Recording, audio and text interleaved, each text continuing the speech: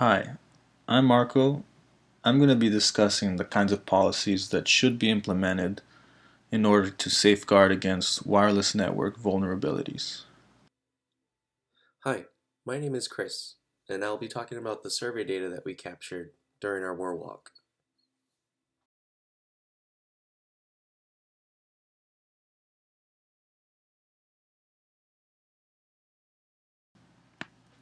A crucial aspect to any secure wireless network is an authentication system. This is to make sure only authorized users get access, whereas one will see single-factor authentication being used by most organizations. Implementing multi-factor authentication is highly recommended. Something like email verification or trusted GPS locations adds an extra level of security beyond just the password. Encryption is another vital aspect of Wi-Fi security. The goal is to guarantee that confidential information will not be intelligible if intercepted by an unauthorized party.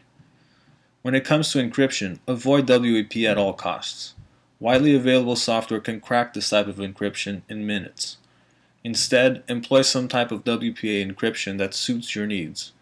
WPA is not without its faults, but it is the current 802.11 standard and overall much more secure.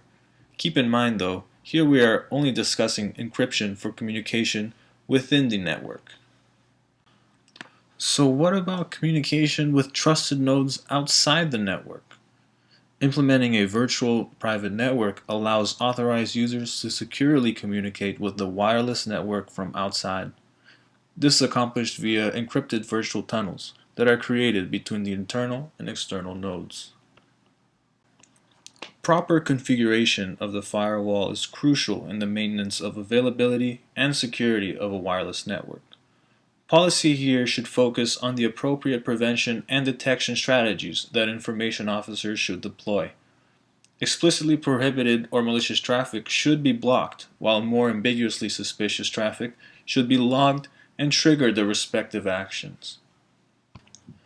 Access points with obsolete and vulnerable firmware provide malicious actors a vector of entry. Keep all your firmware updated. If need be, update and adapt your policies. End of story. Rogue access points are hard to account for in large wireless networks. However, they provide a potential point of intrusion for attackers. In order to prevent this, a list of all trusted and authorized access points should be maintained. Any access point found within the network that is not on the list must be dealt with immediately. Respect the modern printer. This is a common mistake one will see IT administrators do. They treat printers as limited machines that only have one simple job, and they don't even bother to set them up with any security orientation. A huge mistake. Printers nowadays are fully fledged networking computers. Treat them as such. Properly secure them like any other connected computer and limit their functions to only what is necessary. The modern printer offers many services, such as FTP, which malicious actors would love to exploit. Last but not least, access points should not be easily accessible. Physically resetting access points reverts them back to their factory settings, which are easily exploitable. They have weak, well-known credentials, and on top of that, you lose all the customized security-oriented settings you put in the first place.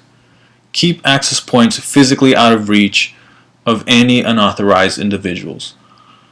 Only authorized personnel should be able to perform resets when necessary. The objective of our survey was to walk around and to find any open or vulnerable networks that were not created by the university's main IT department. We defined an open network as a network that has no authentication to join, and a vulnerable network as a network that is using a security standard that is out of date. The area shaded in green is the area that was surveyed. The blue dots are where data was captured during the survey.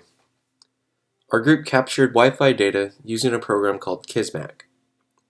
Kismac allowed our group to view all the Wi-Fi networks in the area, which channel they are on, the signal strength of the Wi-Fi networks, and determine what security standard is being used or if there are any security standards in place at all. Kismac also allowed us to see if a network was set up to be ad hoc. There are many points of interest gathered during the survey. The number of unsecured printers was pretty surprising. Points 1, 2, 5, 6, 8, 9, 11, 12, and 13 all had multiple unsecured printers. The points with the most unsecured printers are 9 and 12. Both have 4 unsecured printers each, where anyone can join and start sending print jobs to them. At points 3 and 4, we discovered that there's a router setup called Belkin 54G that is using WEP as its security standard.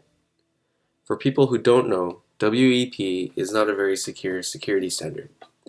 Security experts have gone to show how they are able to derive the shared key by capturing frames during the authentication process. In summary, the college populace needs to be aware that they are putting their networks and devices at risk by having printers improperly set up or by using weak standards to protect their networks. These devices can be launchpads for other possible attacks compromising the security of every other device sharing the network. In order to prevent attacks, all faculty should follow the policies we have outlined in our presentation to create a secure environment for everyone.